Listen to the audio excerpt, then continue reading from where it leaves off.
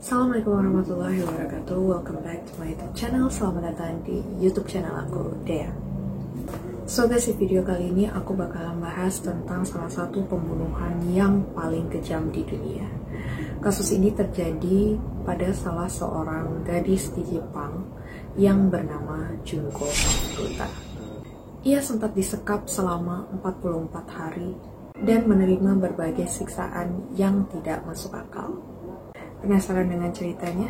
Let's get started. Junko Furuta, salah seorang gadis SMA di Jepang yang lahir pada tanggal 22 November tahun 1971. Ia tinggal bersama orang tua, kakak, dan adik laki-lakinya. Jadi si Junko Furuta ini adalah seorang gadis SMA yang pada saat itu berumur 16 tahun. Jadi si Junko Furuta ini memiliki wajah yang cukup cantik dan pintar. Jadi gak heran kalau dia ini salah satu siswi yang cukup populer di sekolahnya SMA Yasio Minami. Pada saat itu juga si Junko Furuta ini setiap hari bekerja pada waktu setiap pulang sekolah. Dan ada seorang remaja lelaki bernama Hiroshi Miyano yang terkenal akan kenakalannya dan koneksinya dengan Yakuza. Jadi Yakuza ini adalah sindikat terorganisir di Jepang atau mafia Jepang. Jadi orang-orang Jepang di sana pada takut sama si Yakuza ini. Gak ada yang berani sama orang yang berhubungan atau memiliki koneksi dengan Yakuza. Biasanya si Hiroshi Miyano ini menyukai gadis-gadis yang nakal. Entah kenapa pada saat itu ia menyukai Junko Furuta. Ia tertarik dengan kecantikan wajah Junko Furuta. Pada saat itu si Hiroshi Miyano ini berniat untuk menyatakan perasaannya kepada si Junko Furuta. Kemudian ia pun menyatakan cintanya kepada si Junko Furuta. Sayangnya Hiroshi Miyano ditolak oleh Junko Furuta.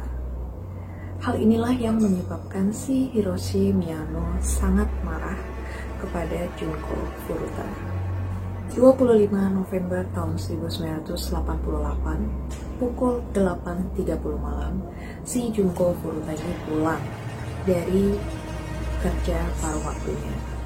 Malamnya, pada saat itu, si Hiroshi Miyano dan keempat temannya sedang berjalan melewati daerah yang juga dilewati si Junko Furuta ini.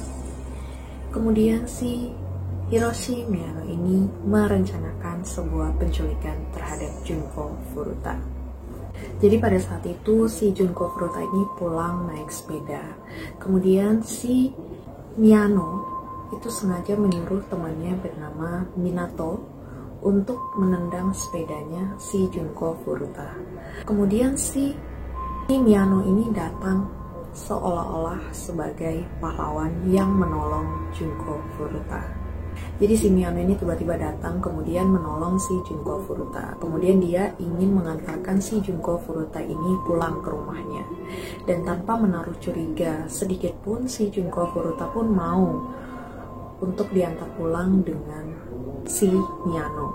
Kemudian si Junko Furuta ini dibawa ke sebuah gedung kosong yang sudah lama tidak terpakai. Kemudian Junko Furuta ini ditakut-takuti oleh si Miyano. Jadi si Miyano ini mengancam Junko Furuta ia akan menyakiti keluarganya karena ia telah mengetahui alamat rumahnya si Junko Furuta ini dari buku catatan kecil di tasnya Junko Furuta. Kemudian ia juga memberitahu si Junko Furuta ini bahwa ia memiliki koneksi dengan Yakuza. Jadi pada saat itu si Junko Furuta ini mulai ketakutan dan itu si Junko Furuta ini gak berani kabur dan gak berani ngelapor ke siapapun. Pada saat itu Miyano ini disusul oleh temannya yang bernama Minato, kemudian dibawa ke rumah orang tuanya Minato.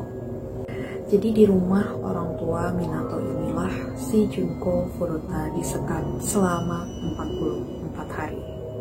Mungkin kalian banyak yang tanya, loh emang di rumah si Minato nggak ada orang tuanya Minato?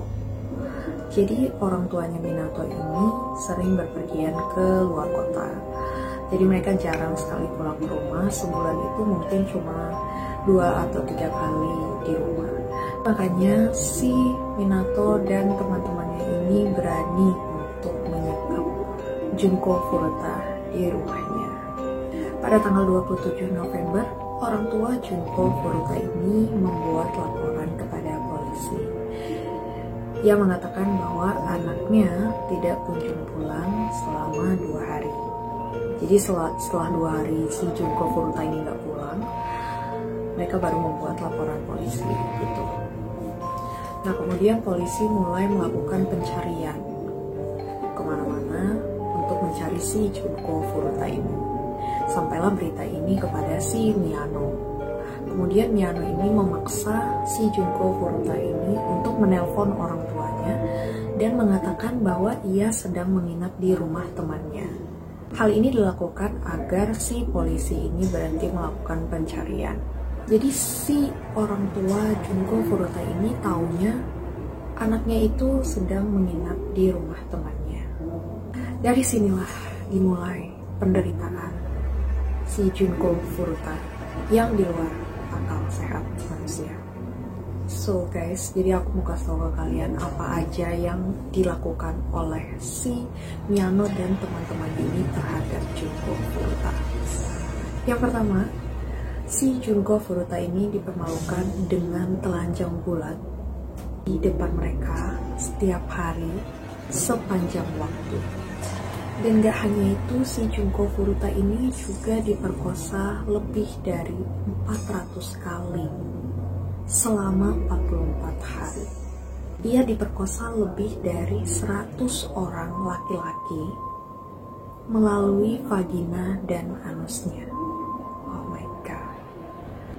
Dan dalam satu hari, si Junko Furuta ini digilir oleh 12 orang laki-laki. Jadi si Miyano ini memanggil teman-teman Yakuzanya untuk memperkosa si Junko Furuta ini secara bergantian. Junko Furuta juga dipaksa untuk masturbasi di depan mereka. Ada banyak sekali benda yang dimasukkan ke dalam vaginanya Junko Furuta, seperti botol, gunting, tongkat besi, sampai jarum. Sumpah ini parah banget. Aku gak bisa bayangin gimana rasanya jadi Junko Furuta. Benar-benar di luar logika kita. Kemudian si Junko Furuta ini juga dipaksa untuk memakan kecoa hidup dan minum air urinnya sendiri. Jadi dia gak dikasih makan selayaknya manusia, tapi malah disuruh makan kecoa hidup. Ketika dia minta minum, dia dikasih air urinnya sendiri. Kemudian gak hanya itu, kelopak matanya si Junko Furuta ini dibakar dengan lilin panas.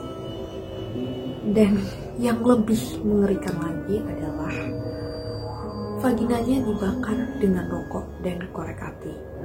Anusnya dimasukkan petasan, kemudian diledakannya.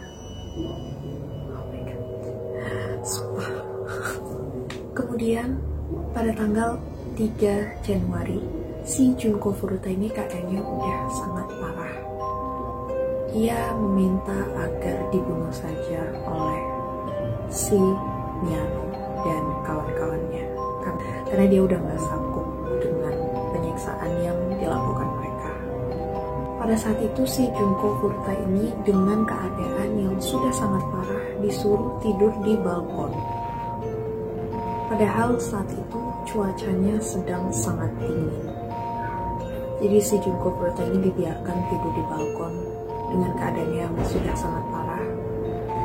Kemudian pada tanggal 4 Januari, Furuta ini diajak main dengan Miyano dan kawan-kawannya untuk bermain game mahjong. Kemudian ternyata si Junko Furuta ini menang game tersebut. Ia memohon untuk dibunuh saja. Akan tetapi si Miyano dan kawan-kawannya tidak mau membunuh Junko Furuta. Si Junko Furuta malah dipukuli dengan barbel besi. Kemudian ia juga menuang cairan korek api ke kaki, tangan, perut, dan wajah Junko Furuta, lalu membakarnya. Jadi karena badannya si Junko Furuta ini shock dan mengalami pendarahan yang sangat parah, akhirnya ia meninggal. Tetapi si Miyano dan kawan-kawannya ini berpikir bahwa si Junko Furuta ini hanya pura-pura mati. Akhirnya tubuh Junko Furuta dimasukkan ke sebuah drum besar, lalu mengisinya dengan 55 galon semen dan membuangnya di salah satu kota di Tokyo. Jadi dia direndam di sebuah drum besar yang berisi semen. Kemudian drum itu dibuang di salah satu daerah di kota Tokyo.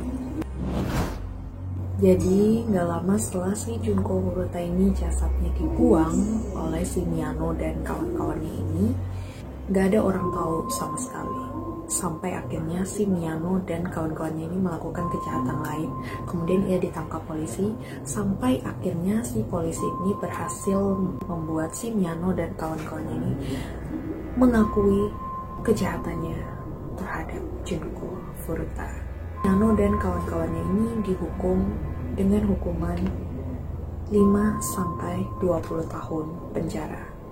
Jadi kenapa kasus ini cukup terkenal bukan hanya di seluruh Jepang tapi juga di seluruh dunia adalah karena yang pertama, kekerasan yang dilakukan Miyano dan kawan-kawan terhadap Junko Furuta ini yang sangat-sangat kejam dan di luar akal sehat kita. Dan yang kedua adalah hukuman bagi pelaku si Junko Furuta ini dinilai sangat-sangatlah ringan. Sebenarnya hakim pada saat itu juga bingung gitu mau kasih hukuman seperti apa terhadap pelakunya si Junko Furuta ini, karena pada saat itu si Miyano dan kawan-kawan ini masih di bawah umur. So, what do you think guys? Menurut aku kasus Junko Furuta ini adalah kasus yang paling mengerikan di seluruh dunia. Karena perlakuan si Miyano dan teman-temannya itu sangatlah tidak manusiawi. Dan bahkan aku sendiri nggak bisa bayangin gitu gimana rasanya jadi Junko Furuta. So guys, kalian percaya nggak sih dengan kasus si Junko Furuta ini? Dan gimana pendapat kalian tentang kasus kematian dari si Junko Furuta ini? Jangan lupa komen di bawah. See you to the next video. Bye bye. Assalamualaikum warahmatullahi wabarakatuh.